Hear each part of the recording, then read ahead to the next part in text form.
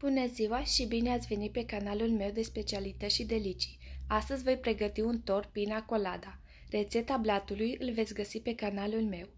Pentru cremă avem nevoie de 250 de ml frișcă lichidă, 200 de grame zahăr pudră, 100 de grame fulgi de cocos, 3 linguri pline cu bucăți de ananas din conservă, un plic de gelatină, 200 de ml lapte de cocos slab, 100 de ml suc din conserva de ananas și o cutie de 250 de grame de mascarpone.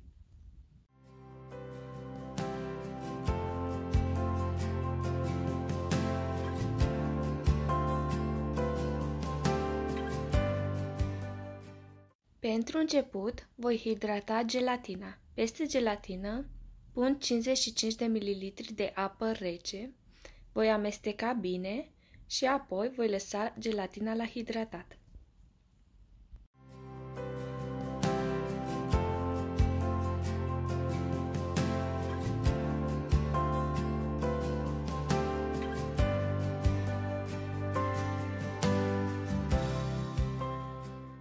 Peste fulgii de cocos voi turna laptele de cocos și voi amesteca totul bine pentru ca fulgii de cocos să se înmoaie.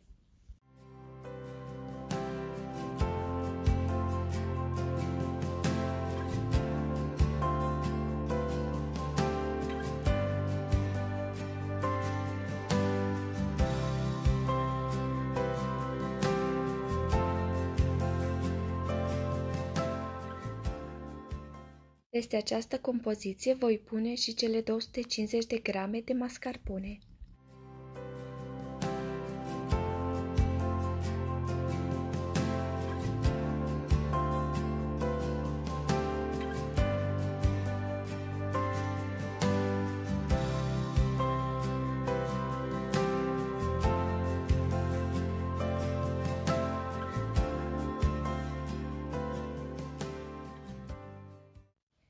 Acum voi bate frișca până se va întări.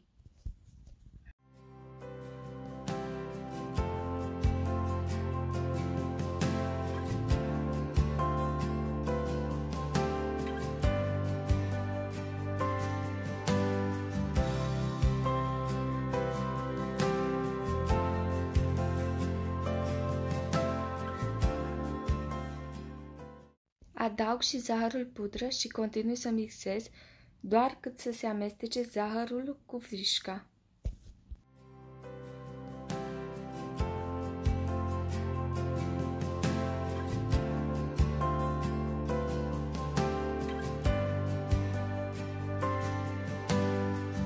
Peste frișcă adaug și compoziția de cocos și amestec totul bine.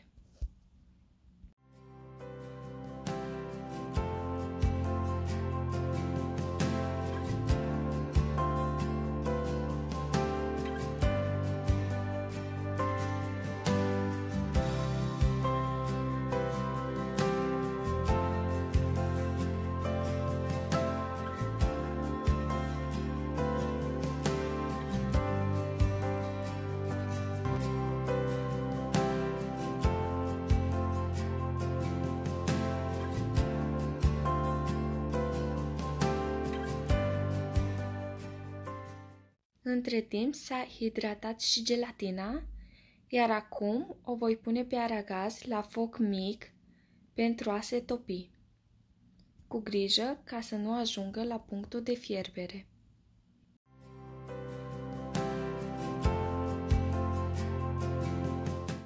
Gelatina s-a topit și o voi lăsa câteva minute să ajungă la temperatura camerei, apoi o voi pune peste crema de cocos.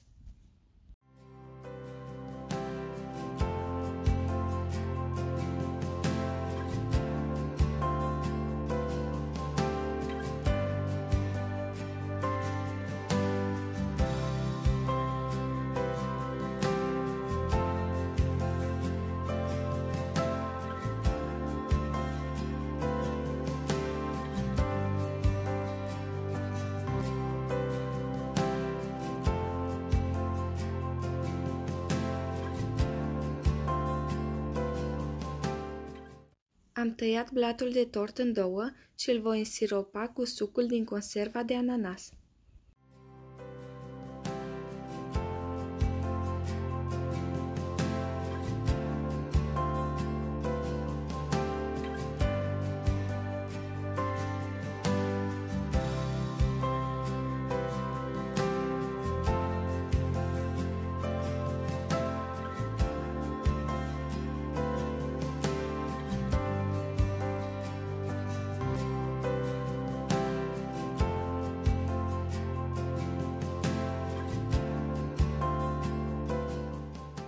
Peste blat voi pune un strat de cremă, apoi toate bucățile de ananas și peste bucățile de ananas voi mai pune un strat de cremă.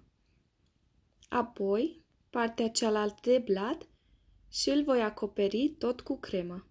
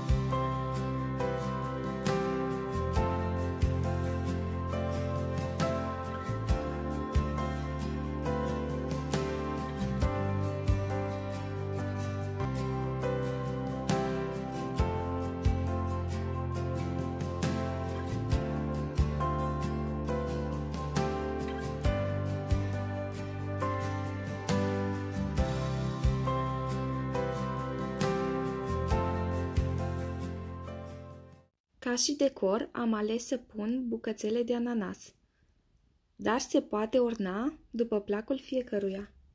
Tortul meu este gata și îl voi lăsa peste noapte în frigider pentru a se răci.